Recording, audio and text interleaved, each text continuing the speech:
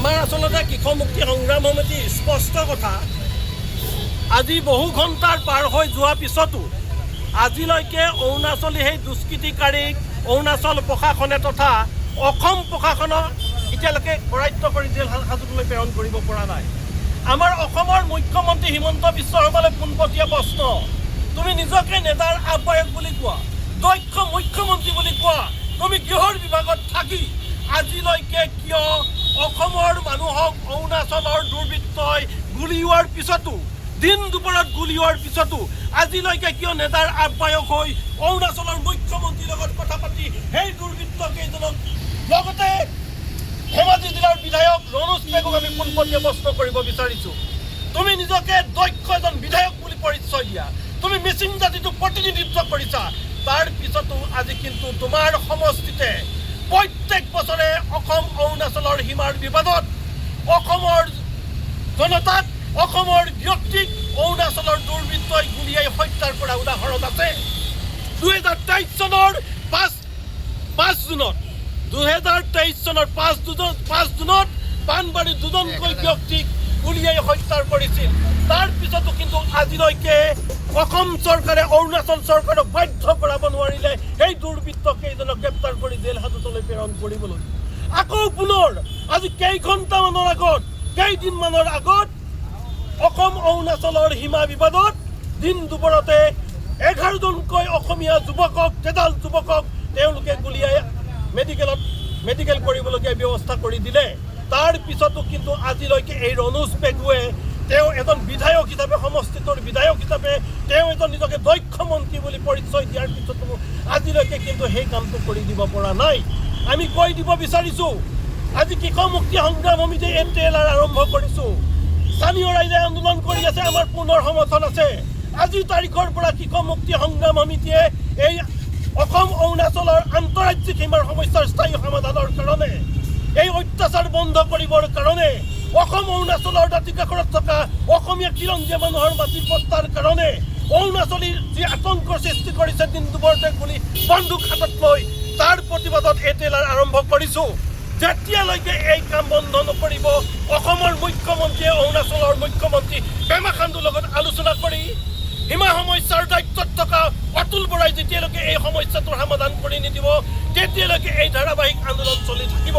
লগতে পুনৰ ক'ব বিচাৰিছোঁ যে সচৰাচৰ কিছুমান জনগোষ্ঠীয় সংগঠনে কাৰোবাৰ পকেটত সোমাই কাঠৰ পুতলাৰ দৰে কাম কাজ কৰিবলৈ আৰম্ভ কৰা আমি দেখিবলৈ পাইছোঁ।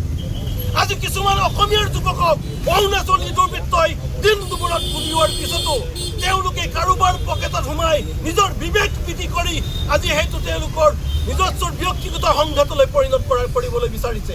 আমি ধিক্কাৰ দিছোঁ তেনে জনজাতীয় জনগোষ্ঠীয় সংগঠনক।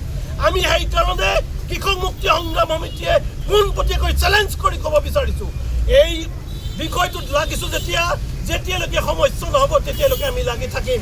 আকৌ কৈছোঁ অতুল বৰাই এই সমস্যা সমাধান কৰি দিব লাগিব। অসম অৰুণাচলৰ আন্তঃৰাজ্যিক সীমা সমস্যাৰ স্থায়ী সমাধান কৰি দিব লাগিব। মুখ্যমন্ত্ৰী নিজকে দক্ষ বুলি কয় হিমন্ত বিশ্ব শৰ্মাই, তেওঁ নিজৰ ঘৈণীকৰ কাৰণে কেৱল মাটি দখল কৰি থাকিলে নহ'ব, অসমৰ জনতাক কেৱল টুপি পিন্ধাই থাকিলে নহ'ব। আমি কৃষক মুক্তি সংগ্ৰাম সমিতিয়ে পুনৰ কৈছোঁ, পেমা খাণ্ডুৰ লগত কথা পাতি তাৎক্ষণিকভাৱে আমি 1 ঘণ্টা সময় দিছোঁ অসম চৰকাৰক আৰু অৰুণাচল চৰকাৰক। ধেমাজি জিলা প্ৰশাসনক 1 ঘণ্টাৰ সময় দিছোঁ, গোগামুখ আৰক্ষী প্ৰশাসনক 1 ঘণ্টাৰ সময় দিছোঁ। 1 ঘণ্টাৰ ভিতৰত আন্তঃৰাজ্যিক অসম অৰুণাচলৰ সীমা সমস্যাৰ স্থায়ী সমাধান হ'ব লাগিব। আমাৰ অসমীয়া তেজাল যুৱকক গুলীয়াৰ দুৰ্বৃত্তক অৰুণাচল চৰকাৰৰ প্ৰশাসনে গ্ৰেপ্তাৰ কৰি অসমৰ পুলিচ প্ৰশাসনক চমজাই দিব লাগিব। যদি চমজাই নিদিয়ে তেতিয়াহ'লে ভয়ংকৰ আন্দোলন গঢ়ি উঠিব। যদি কিবা বেয়া পৰিস্থিতি হয় তাৰ কাৰণে কৃষক মুক্তি তথা ৰাইজ জগৰীয়া নহ'ব। লগতে পুনৰ কৈছোঁ, এতিয়া কৈলাশপুৰত অৰুণাচলৰ কিছু দুষ্কৃতিকাৰীয়ে বন্দুক বাৰুক লৈ অসমৰ মাটি দখল কৰিব বিচাৰিছে। কৈলাশপুৰৰ এখন ৰাজহুৱা খেলপথাৰ দখল কৰিবলৈ আৰম্ভ কৰিছে, ফেন্সিং মাৰিছে তেওঁলোকে তাত বাধ্য কৰাইছে অসমৰ জনতাক, সেই স্থানীয় ৰাইজক যদি মাটি লাগে তেতিয়াহ'লে 2 লাখ টকাৰ এগ্ৰিমেণ্ট কৰা। তাৰমানে পেমা খাণ্ডুক ক'ব বিচাৰিছোঁ, তুমি চৰকাৰ চলাইছা নে দালাল সৃষ্টি কৰিছা? তোমাৰ জনতাই, তোমাৰ দুৰ্বৃত্তই অসমৰ মাটিত তেতিয়াহ'লে কিন্তু এখনো অৰুণাচলী গাড়ী, এজনো অৰুণাচলী মানুহ কিন্তু অসমৰ ৰাজপথে আহিব নোৱাৰিব। যেনেকৈ নগৰ চাংতলে বাট ঠিক তেনেকৈ অসমৰ মাটিয়েই অৰুণাচল অহা যোৱাৰ মূল পথ। যদি এই কামটো কৰি নিদিয়ে যিকোনো পৰিস্থিতি কৰি আমি ভয় নকৰোঁ, গুলি খাম। সেই তেজাল যুৱকক গুলিওৱাতকৈ অৰুণাচলৰ দুৰ্বৃত্তই বা অসমৰ মুখ্যমন্ত্ৰী হিমন্ত বিশ্ব শৰ্মাই বা অসমৰ মনোজ পেগুৰ ভেৰণীয়া মানুহে বিকি যোৱাতকৈ আমি সংগঠনৰ লিডাই গুলি খাবলৈ প্ৰস্তুত আছোঁ। কিন্তু অসমীয়া তেজাল সাধাৰণ জনতাক গুলিয়াবলৈ আমি মানা কৰিছোঁ।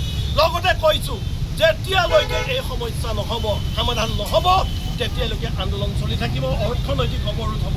100 ঘণ্টা সময় দিছোঁ। 100 ঘণ্টাৰ ভিতৰত যদি একো উত্তৰ নাপাম তেতিয়াহ'লে যিকোনো পৰিস্থিতি কৰিম। গোগামুখ অচল হৈ যাব, ধেমাজি অচল হৈ যাব, আৰু প্ৰয়োজন হ'লে এই ফেন্সিং আমিও কৰাম, সেই পকাপোচ আমি দলিয়াই দিম। মুঠতে আমাৰ মাটি আমাক লাগিব, তেজ দিম, মাটি নিদিম। এই কথাটো কৈ দিলোঁ স্পষ্টভাৱে আজি আন্দোলন